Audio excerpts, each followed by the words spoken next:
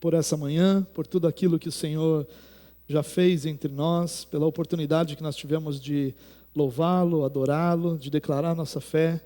E agora nós seguimos, Deus, em nosso culto ao Senhor, pedindo que o Senhor ilumine nosso entendimento, que o Senhor abra nosso coração, que o Senhor nos ajude a compreender Tua palavra, para a glória do Teu nome, Deus. Amém. Amém. Queridos, nós seguimos na nossa exposição da carta do apóstolo Paulo aos Romanos. Estamos tratando do capítulo 10, um capítulo com bastante detalhes, com bastante temas interessantes, importantes. Alguns deles, inclusive, um tanto quanto polêmicos e difíceis. Porém, as Escrituras, elas vão nos ajudando e nos auxiliando a nós mesmos entendermos e clarearmos cada uma dessas doutrinas. Hoje eu quero ler com você Romanos capítulo 10, do versículo 5 ao versículo 13. Quero convidar você, se você tem a sua Bíblia aí, a abrir sua Bíblia. Se você usa o celular, que você possa ligar o celular e abrir o aplicativo da Bíblia, né? O da Bíblia não é aquele verdinho, né? É o outro, né? Aquele verdinho é outro aplicativo. Então, abra o seu aplicativo, abra a Bíblia, caso seja essa a sua maneira de utilizar, e caso você não tenha nenhuma das duas opções, você pode acompanhar conosco aí nas telas. Então, Romanos capítulo 5, a partir do versículo 13. Diz assim o texto, aliás, a partir do versículo 5 até o versículo 13. Moisés descreve dessa forma a justiça que vem da lei. O homem que fizer estas coisas viverá por meio delas. Mas a justiça que vem da fé diz: não diga em seu coração, quem subirá ao céu, isto é, para fazer Cristo descer, ou quem descerá ao abismo, isto é, para fazer subir Cristo dentre os mortos. Mas o que ela diz? A palavra está perto de você, está em sua boca e em seu coração. Isto é, a palavra da fé que estamos proclamando. Se você confessar com a sua boca que Jesus é Senhor e crer em seu coração que Deus o ressuscitou dentre os mortos, será salvo. Pois com o coração se crê para a justiça e com a boca se confessa para a salvação. Como diz a Escritura, todo o que nele confia jamais será envergonhado. Não há diferença entre judeus e gentios, pois o mesmo Senhor é Senhor de todos e abençoa ricamente todos os que o invocam. Porque todo aquele que invocar o nome do Senhor será salvo. Muito bem, até aí o versículo 13. Queridos, no capítulo 9 de Romanos, os 9, 10 e 11 formam um grupo ali coeso de um tema que Paulo está tratando. E no capítulo 9, Paulo vai olhar para o passado, tratando então do propósito divino com relação à eleição dos judeus. No capítulo 10, que é o nosso alvo, ele volta os olhos para o presente na sua época, né? A fim de mostrar a incredulidade dos judeus, presente que é presente hoje também. E no capítulo 11, que nós veremos mais adiante, ele vai dirigir sua atenção ao futuro, manifestando então sua esperança de que os judeus venham a ouvir e a crer no Evangelho. Como eu disse, o nosso alvo é o capítulo 10, e a gente leu, inclusive, um trecho do capítulo 10. E ele vai iniciar os primeiros versos, que fazem, inclusive, parte do final do capítulo 9. Paulo vai expressar o seu desejo e sua oração pela salvação em Israel. E em seguida, ele vai argumentar que a razão para que Israel não se volte a Deus é uma ignorância espiritual. Não que eles não soubessem, não tivessem sido instruídos, mas eles não compreenderam. Então, foi um zelo sem entendimento, mas também uma compreensão completamente equivocada a respeito de Cristo e da lei. É isso que fez com que eles não se voltassem. Paulo vai ensinar que o fim da lei, seja no seu cumprimento, seja como alvo de sustentar o povo de Deus até que Cristo viesse, ou seja como o término da lei, tudo isso é Cristo. O fim da lei é Cristo. Seja em que aspecto for, o fim da lei é Cristo. É isso que Paulo está argumentando, dizendo para os judeus: olha, Parem de olhar para a lei como se a lei fosse aquilo que nós deveríamos buscar para a salvação. Não é. A lei, ela teve e cumpriu propósitos. Esses propósitos estão cumpridos, porque o fim da lei é Cristo. Cristo é o fim da lei. No texto que nós lemos, Paulo vai apresentar 2 aparentes caminhos para a justiça. O caminho da lei e o caminho da fé. Na verdade, a gente vai ver que um caminho é enganoso e que o outro caminho é verdadeiro. Ele vai falar do caminho da justiça humana e o caminho de Deus, ou o caminho da justiça de Deus. A justiça da lei, ela vai dizer o seguinte, esse é um dos belos resumos do que Paulo vai ensinar aqui. A justiça da lei vai dizer o seguinte: obedeça o que a lei ordena e você viverá. Mas a justiça da fé diz: creia no Senhor Jesus Cristo, que é o fim da lei, o cumprimento da lei, o término da lei, a realidade da lei, e você viverá. Então essa é a grande diferença entre esses dois caminhos. A justiça que vem do homem, a justiça que vem da lei, diz: obedeça a lei e você viverá.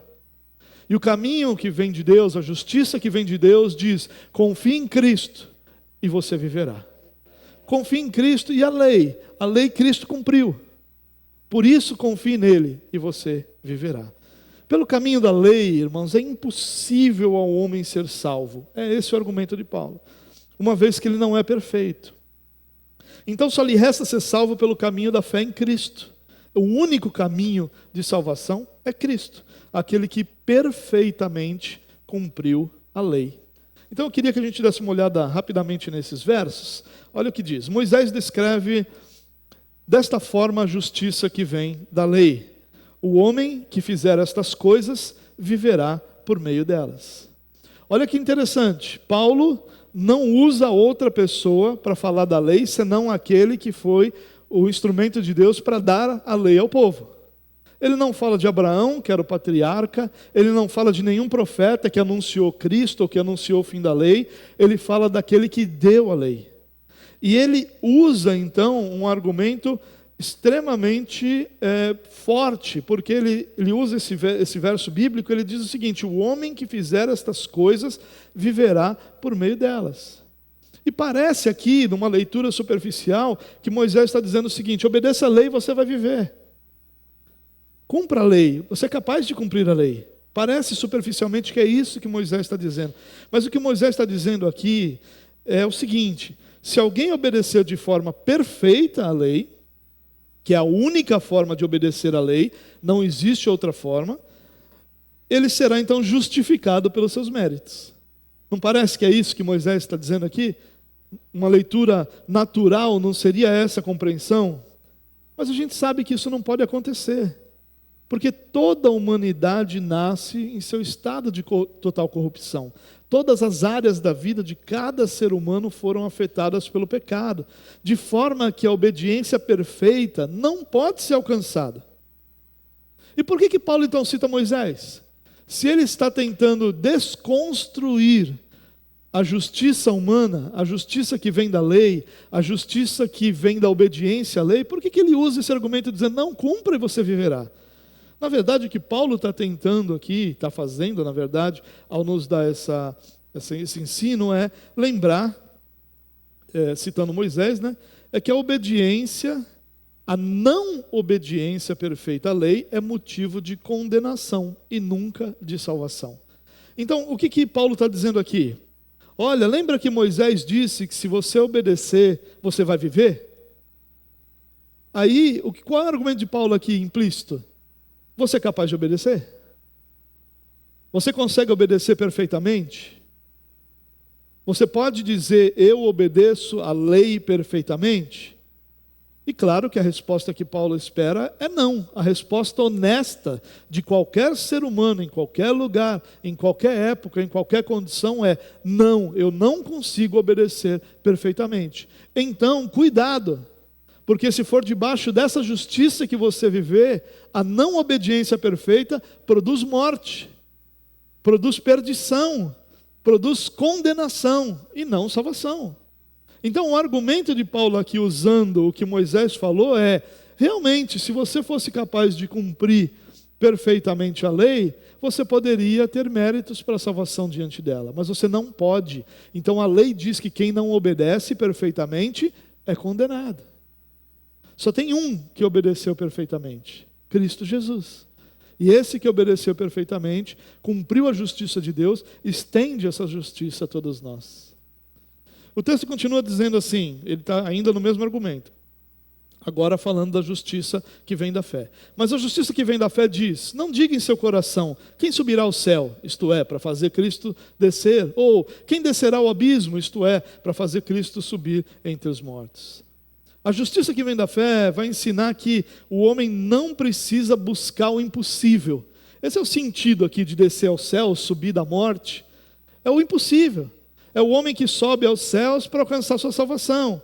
É o homem que vai à morte para alcançar sua salvação, ou luta contra a morte, ou sobe da morte para alcançar sua salvação.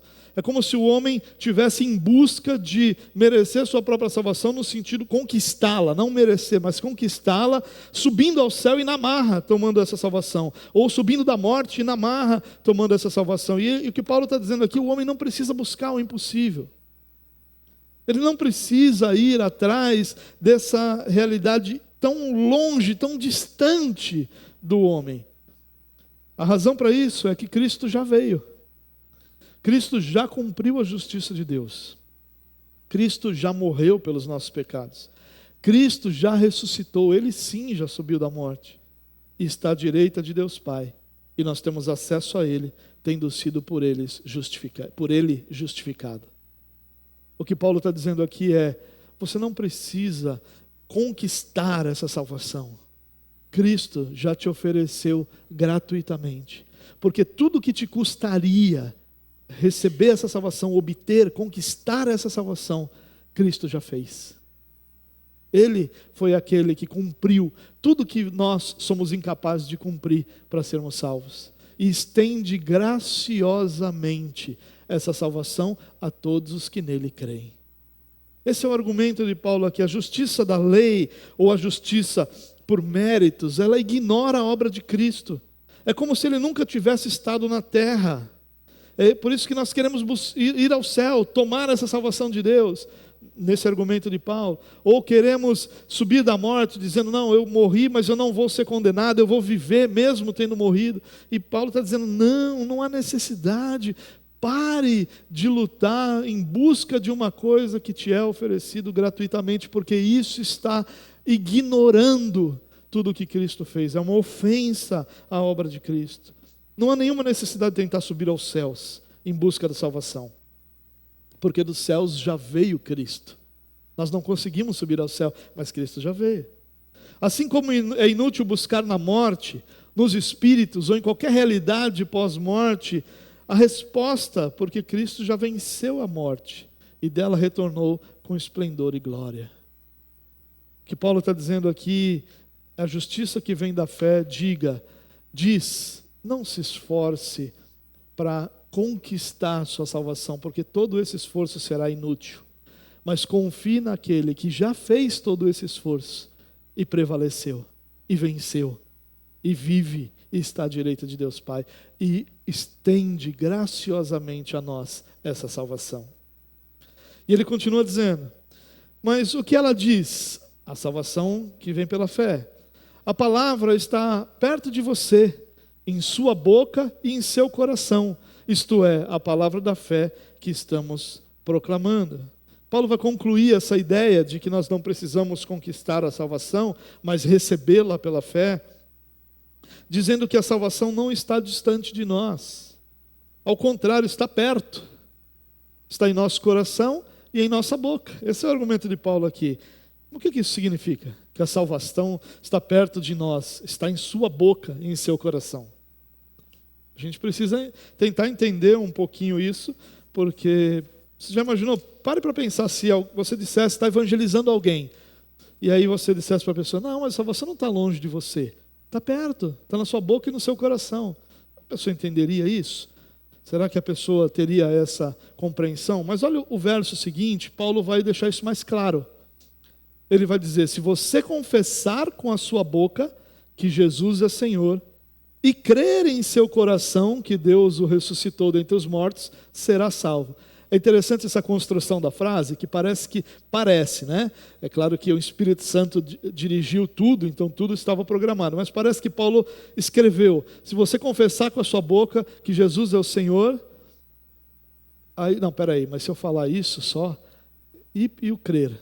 Já sei, esses crentes são fogo, eles não têm outra coisa que eles fazem na vida senão buscar uma brecha no que eu falo. Aí ele complementa: e crer em seu coração que Deus o ressuscitou dentre os mortos, será salvo. Ele complementa a ideia para não deixar dúvida. Então a gente precisa enxergar isso sem dúvida, né? Confessa com a boca e crê com o coração. Talvez, se nós falássemos isso hoje, nós inverteríamos. Se você crer e depois de crer confessar, você será salvo. Mas o que Paulo está querendo dizer aqui é por que está perto da boca, por que está perto do coração.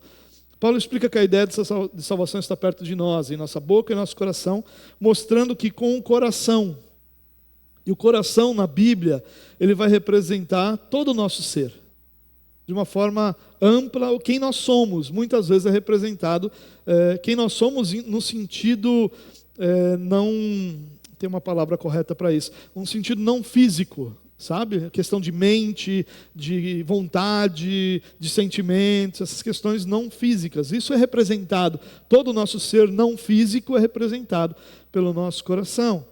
Então ele vai dizer que está perto de nós porque nós cremos com o coração que Deus ressuscitou e confessamos. E a ideia do confessar aqui não é um falar, mas um assumir publicamente que Ele é nosso Senhor, né? Alguns pontos importantes aqui nessa explicação. Primeiro, a fé salvadora é na ressurreição, no fato de que Jesus venceu a morte e vive. Essa é a fé salvadora. Aquele que tem a fé salvadora crê na ressurreição de Cristo Jesus, porque é a vitória dele sobre a morte, que complementa tudo o que ele realizou e dá a ele seu lugar de honra e destaque à direita do Pai. Segundo ponto aqui, crer não é apenas saber ou entender, é a confiança de todo o nosso ser. Isso é crer, é uma confiança que vem todo o nosso ser. Como eu disse, o coração é a representação da nossa mente, dos nossos pensamentos, da nossa vontade, da nossa volição e também das nossas emoções, dos nossos sentimentos. Tudo isso é representado por essa palavra, muito utilizada, que é coração. Nós normalmente utilizamos mal essa palavra, porque quando nós falamos fulano é só coração, o que isso quer dizer? A gente está normalmente ligando duas coisas ao coração, sentimento e em especial bondade, né? Então quando a gente diz que fulano é só coração, a gente está dizendo que fulano é só emoção, mas em especial muita bondade. E a Bíblia não diz isso. Quando fala do coração, está falando também da vontade, da nossa volição, está falando também da nossa mente, dos nossos pensamentos e também das nossas emoções. Então o conjunto de tudo isso forma o nosso coração, que é o nosso ser, né? O nosso ser de uma forma mais completa. Terceiro ponto aqui, confessar é assumir a vida de fé proposta aos que creem. Isso é confessar. Confessar não é uma declaração. Muitos de nós tiveram essa experiência. Esse versículo, irmão, na minha vida, me permitam aqui algum minutinho de devaneio, de falar de mim, esse versículo é um versículo chave na minha vida. A minha conversão aconteceu da seguinte forma: eu ganhei uma Bíblia e eu fiquei constrangido de não ler aquela Bíblia por amor à pessoa que me deu essa Bíblia. E eu fui ler essa Bíblia. E eu li essa Bíblia inteira em 41 dias. E aí, quando eu li essa Bíblia, um dia eu estou tomando banho, refletindo sobre aquilo. E eu me lembrei desse verso. E aí, no banho, eu disse ao Senhor: Senhor, o Senhor disse que se o Senhor crer com o coração e confessar com a boca, eu vou ser salvo. Eu creio no Senhor. E eu estou declarando isso agora aqui, ainda que no lugar mais inusitado que poderia ser, eu estou declarando que eu creio. E ali, eu me percebi resolvido. Fui à igreja, mas nunca tinha ido a uma igreja. Tinha ido assim, visitar um amigo que era músico e que se apresentou em um lugar ou outro, mas nunca tinha participado de um culto. Fui à igreja e aí fizeram o famoso apelo, né? Se você quer entregar sua vida a Jesus e tal. E aí essa pessoa estava comigo e falou: se você quiser agora. Eu falei: mas já fiz isso lá no banho, né? E aí ele falou, não, mas vamos lá, então, se você já fez, não tem nenhum problema, vamos lá fazer, vamos reafirmar isso. E eu fui lá, e pediram para eu repetir uma oração. Confessar não é isso, irmãos. Isso é um ponto conectado ao confessar. Isso é uma parte do confessar. Confessar não é isso. Confessar é assumir a vida de fé proposta aos que creem. Vai além disso. Confessar não é só eu dizer que creio em Cristo, mas é eu assumir a vida que vem com essa declaração, a realidade que vem junto com ela. Naquele contexto de Paulo, isso significava até mesmo colocar a sua vida em perigo. Muitos cristãos foram mortos ao declarar publicamente sua fé em Cristo Jesus. Confessar que Cristo é Senhor é dar a Ele lugar de governo em nossa vida. O termo grego aqui, Kyrios, que é traduzido como Senhor, é a palavra-chave do cristianismo primitivo. Essa é a palavra-chave, Senhor. A palavra era aplicada aos imperadores romanos, aos deuses gregos e, sobretudo, a Deus. Chamar Deus de Senhor, dizer que Deus é o nosso Senhor, era uma declaração de poder e de autoridade. Ele é quem tem poder e autoridade sobre a minha vida, por isso Ele é meu Senhor. Nós cremos, irmãos, que com todo o nosso ser, e declaramos a todo risco que Jesus é Senhor, que venceu a morte. Esse é o resumo do que Paulo está ensinando aqui para nós. Cremos com todo o nosso ser e declaramos a todo risco que Jesus é Senhor, que venceu a morte. Mas ele continua ensinando o seguinte, aliás, eu estava aqui nesse verso, pois com o coração se crê para a justiça e com a boca se confessa para a salvação. É o que eu já acabei de explicar. Mas no versículo 11 diz, como diz a Escritura, todo o que nele confia jamais será envergonhado. Ainda que alguém engane a si mesmo, crendo que sua obediência é perfeita e que por isso conquistou a salvação que tem, se alguém fizesse isso, dissesse, não, eu sou salvo porque eu obedeço, essa pessoa viveria assombrada pela possibilidade de não mais obedecer de forma perfeita e, portanto, não ser mais merecedora da salvação. Você já ouviu a frase, num dia de chuva, de domingo, e aliás, parece que domingo chove mais que os outros dias, né? É que na verdade a gente percebe a chuva nesse dia, né? Nos outros dias a gente está vivendo outras coisas. Mas você já já ouviu a seguinte frase? Imagina se Jesus voltar num dia de chuva. O que essa pessoa está dizendo? Está dizendo o seguinte, quem não está num culto, porque nisso eles têm razão, faltar a um culto no dia do Senhor é pecado. E essa pessoa que pecou, se Jesus voltar, já era. Por quê? Porque ela é salva pela obediência, não é pela graça. Porque se fosse pela graça, ainda que fosse pecado, Deus conduziria esse entendimento e esse arrependimento para que a pessoa buscasse perdão. Mas se Jesus voltar num dia de chuva e alguém faltou porque está chovendo, e essa pessoa não for salva, ela não é salva pela graça, ela é salva pela obediência. Você percebe como aquilo que é falado reflete aquilo que é crido? E o que Paulo está dizendo aqui é, se você crê que você é salvo pela sua obediência, você tem que viver nesse terror. Não importa, alagou sua casa, alagou o caminho, está chovendo em tudo que é lugar, você precisa estar aqui, senão, se Jesus voltar, você está frito. Olha que terror seria isso. Como é que alguém consegue viver debaixo desse assombro?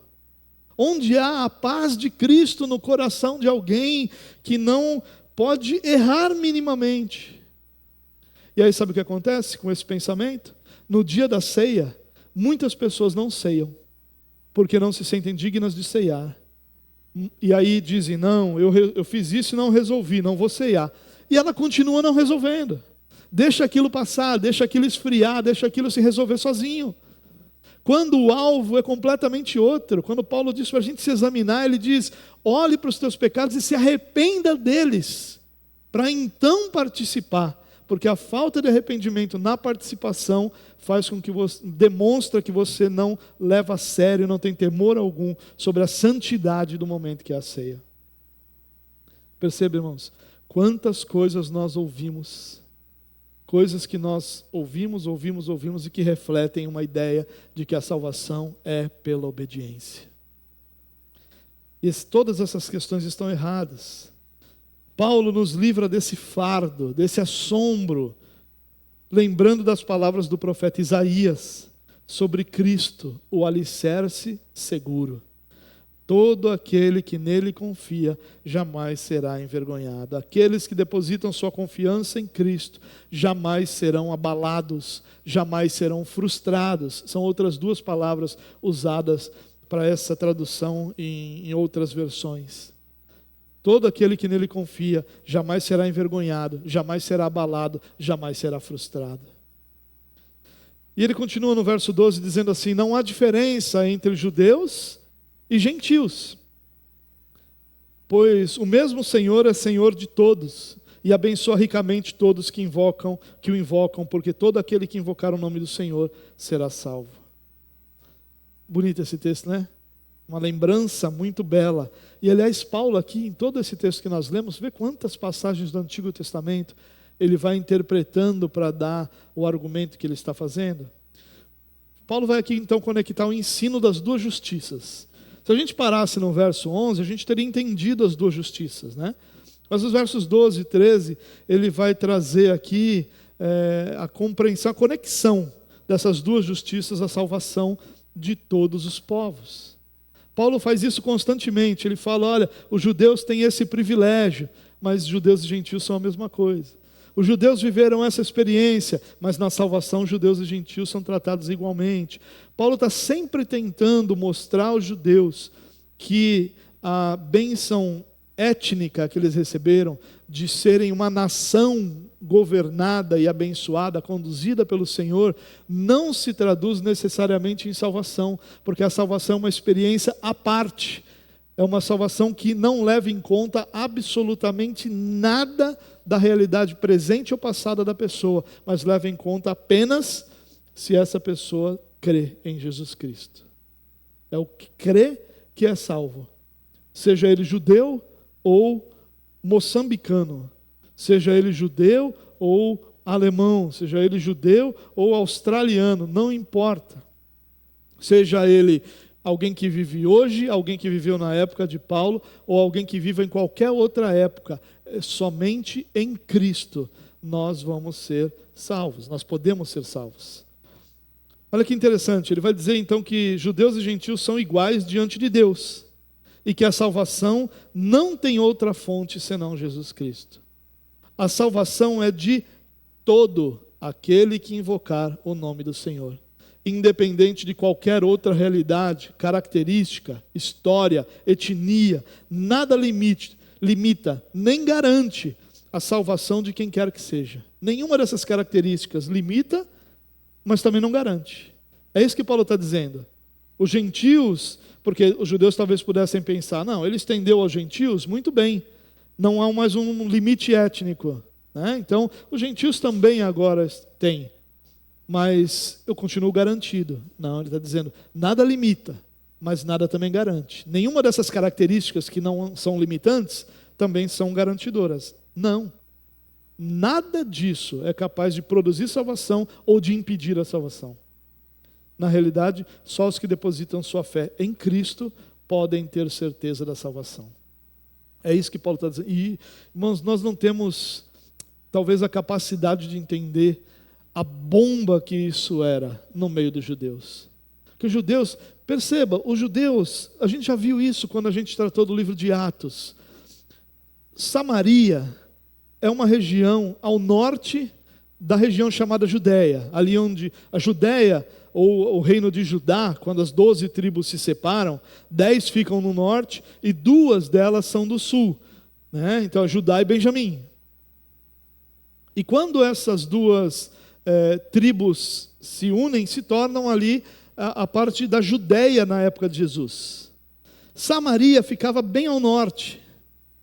Os samaritanos, que não eram tão religiosos ou puramente religiosos como eram os do sul, eram menosprezados juntos ali, povo da mesma descendência. Ainda que não mais judeus etnicamente puros, vamos dizer assim, como os do sul, mas tinham toda uma ascendência judaica, uma história judaica, estavam na terra que Deus deu ao povo judeu, e os judeus usavam a palavra samaritano como uma ofensa. Imagina dizer para eles: não, essa sua etnia não serve para nada, não te garante salvação. Isso era uma bomba. Uma bomba. Por isso que Paulo gasta tanto tempo explicando isso, para que não haja dúvidas. Ele vai pegando o mesmo assunto e vai tratando ele por ângulos diferentes, entrando em cada uma das esferas que esse assunto produzia de debates, para nos dar então a compreensão. Queridos, eu quero compartilhar rapidamente 3 aplicações para nós nessa mensagem. Primeiro, e nenhuma delas é nova para você, nenhuma delas vai ser novidade, mas todas elas são reafirmações que precisam estar escritas em nosso coração a fogo. Primeira, a obediência não pode nos salvar.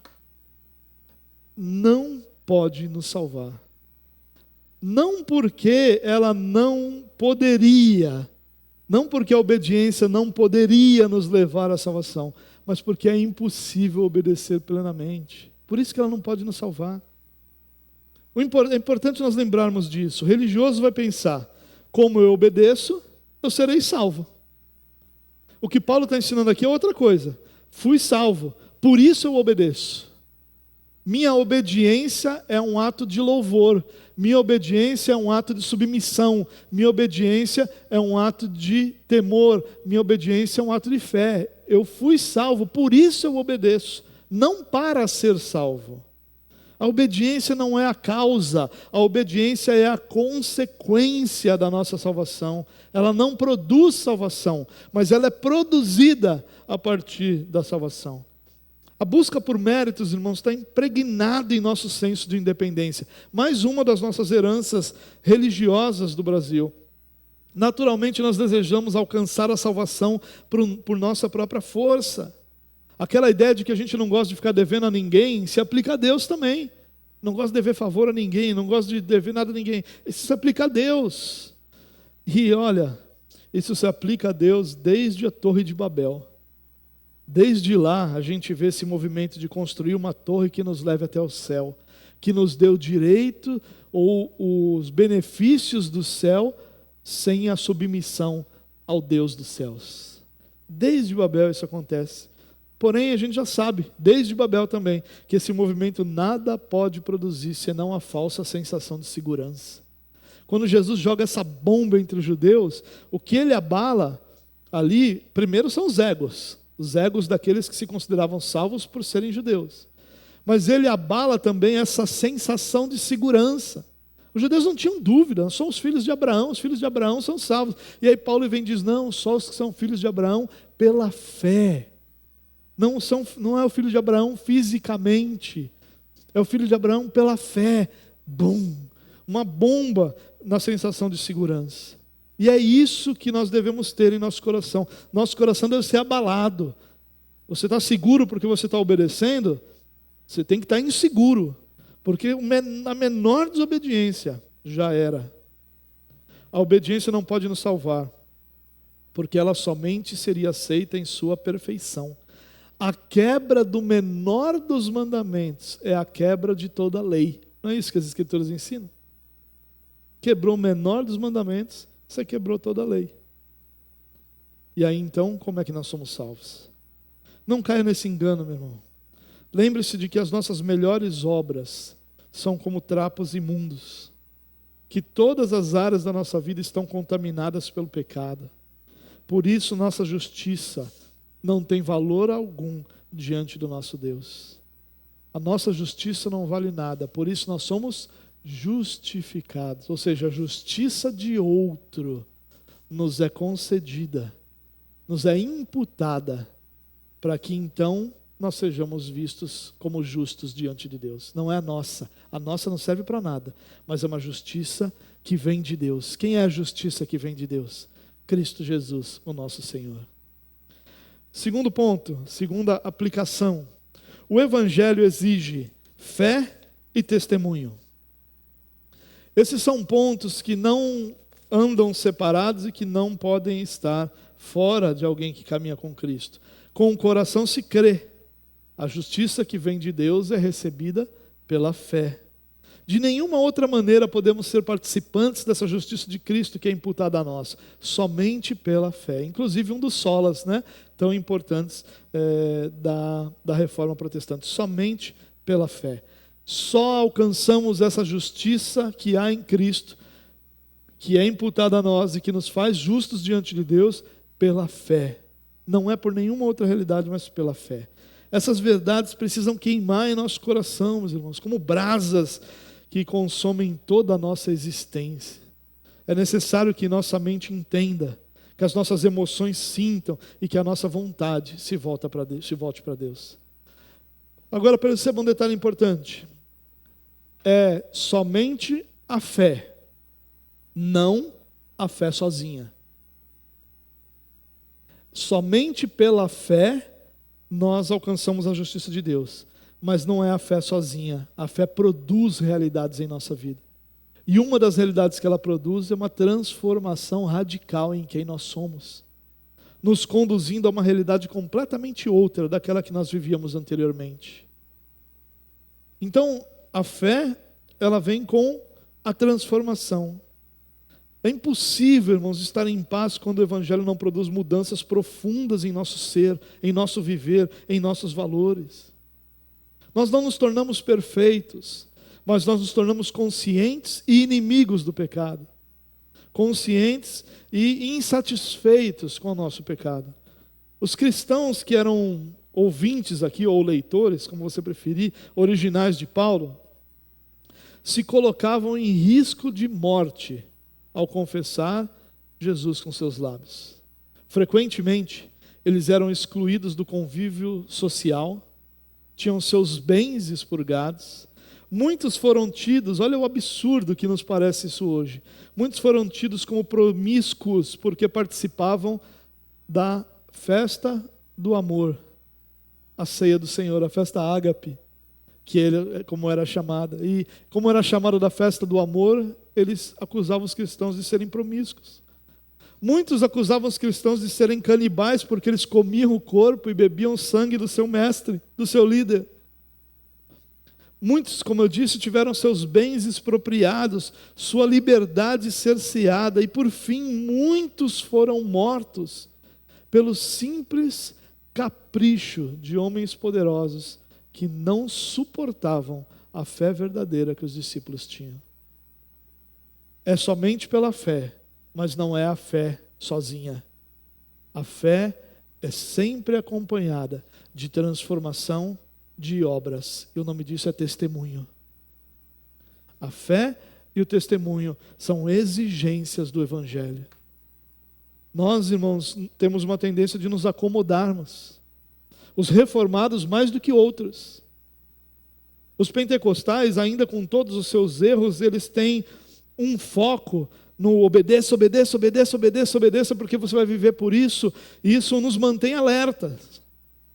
A fé reformada muitas vezes nos permite uma acomodação que não deveria existir. Nós nos acomodamos, agora eu já sei, agora eu sou escolhido, agora eu fui eleito, olha, eu tenho até a camiseta dos 5 solas, que coisa bonita, agora eu sou reformado, está tudo bem. Agora eu posso beber da número 1 a número 51, sem problema. Agora eu posso ir para a balada, não tem mais problema ir para a balada, está tudo bem. Vou para a balada, tomo cachaça lá, está tudo bem. Agora eu posso viver, porque o pecado que eu vou cometer também já foi pago por Cristo na cruz. Então ele sabia que eu ia cometer, não preciso me preocupar. E isso é uma tolice da nossa parte, irmãos. Nós nos acomodamos, e aí nós lemos menos, oramos menos, amamos menos, tememos menos, e o resultado de tudo isso, pecamos mais. A fé verdadeira, ela exige fé. Aliás, a conversão verdadeira, ela exige fé, mas ela também exige testemunho. E testemunho é visto em transformação, que é aquilo que visivelmente é possível se perceber. Mas esse testemunho também é pelo estilo de vida que nós vivemos. Estilo de vida que arrisca tudo o que temos e tudo o que somos para servirmos e obedecermos ao nosso Deus. A última aplicação, irmãos. Só em Cristo há salvação. Ah, mas isso eu já sei. Esse é outro sola, solos Cristos, é verdade. Mas nunca é bom lembrar, aliás, nunca é demais lembrar que só há salvação em Cristo Jesus. Porque qualquer outra ideia de salvação, quando você diz para uma pessoa, fulano é gente boa demais, só falta Cristo, só falta tudo. Porque todo o resto que ele tem não serve para nada com relação à salvação. Todo o resto que ele tem, o fato dele ser gente boa, é ótimo para os seus relacionamentos. O fato dele ser honesto é ótimo para os seus relacionamentos profissionais, para os seus negócios. O fato dele ser uma pessoa tranquila, uma pessoa centrada, é ótimo para a sociedade. Mas nada disso produz salvação. Assim como o judeu não era salvo porque era judeu, ninguém é salvo porque é gente boa. Ninguém é salvo porque é educado. Ninguém é salvo porque é honesto. Ninguém é salvo por absolutamente nenhuma outra razão, senão sua fé em Cristo Jesus, o nosso Senhor. A salvação mediante a fé em Cristo é o único caminho, tanto para o judeu quanto para o grego. E aqui é aquela ideia, né, de o judeu e o grego era o restante do mundo conhecido, educado da época. Né? Era essa ideia. Não existem duas maneiras de ser salvo. Não existem duas justiças que funcionam. Só existe uma justiça que funciona, a justiça que vem pela fé. A justiça dos homens, a justiça das obras, a justiça da lei é uma justiça enganosa. Não existem duas maneiras de ser salvo, como eu disse. Uma maneira pela lei, pela obediência, e outra pela fé. Não, o homem é salvo pela fé em Cristo Jesus, ou não é salvo de modo algum. Quem não deposita a sua fé em Cristo Jesus, ele pode ter tudo na vida, mas ele nunca terá salvação. Ele pode ter todos os bens, toda a autoridade, todo o reconhecimento, todo o sucesso, mas ele nunca terá salvação. Porque ou o homem deposita a sua fé em Cristo e é salvo, ou não é salvo de modo algum. Em Cristo, só em Cristo, significa pela obra de Cristo, pela fé em Cristo. Confiamos que Ele satisfez a justiça de Deus e que nos imputa essa justiça ao depositarmos nele nossa esperança e o reconhecermos como nosso Senhor. De novo a palavra Senhor aqui. Quando a gente fala, como eu falei no tópico passado, que exige fé e testemunho, a ideia do testemunho é a ideia de viver debaixo de um Senhor. Isso é visível. Mas a ideia de viver também debaixo desse Senhor é a prova da nossa salvação. Porque nós servimos ao nosso Senhor. Esse nosso Senhor pode ser Jesus Cristo, ou pode ser qualquer outro Senhor que não salva. Paulo não, o Evangelho de Mateus vai nos ensinar sobre dois senhores usando mamon, usando dinheiro, usando os bens como um dos senhores. E aí diz, você não pode servir dois. Ou nós servimos a Cristo e Ele é nosso Senhor, ou nós servimos outros senhores e não temos Cristo. Que isso fique guardado em nosso coração, irmãos. Porque a ideia de só a salvação em Cristo deveria elevar o nosso coração a Deus e nos dar um grande desejo de louvá-lo e de adorá-lo, porque Ele fez aquilo que nenhum de nós seria capaz de fazer. Ele nos deu aquilo que nenhum de nós daria ao Filho pela salvação dos seus inimigos. Ele nos deu seu Filho. Ele fez o que nenhum de nós nunca conseguiria. Ele nos salvou e nenhum de nós conseguiria alcançar a salvação por si mesmo. Isso deveria fazer o nosso coração transbordar de gratidão de louvor e da expectativa de vivermos eternamente diante desse Deus. Que Deus nos abençoe. Vamos orar. Pai, muito obrigado por essa manhã, pelo teu amor, por tua misericórdia. Ajuda-nos, Deus, a confiar somente no Senhor.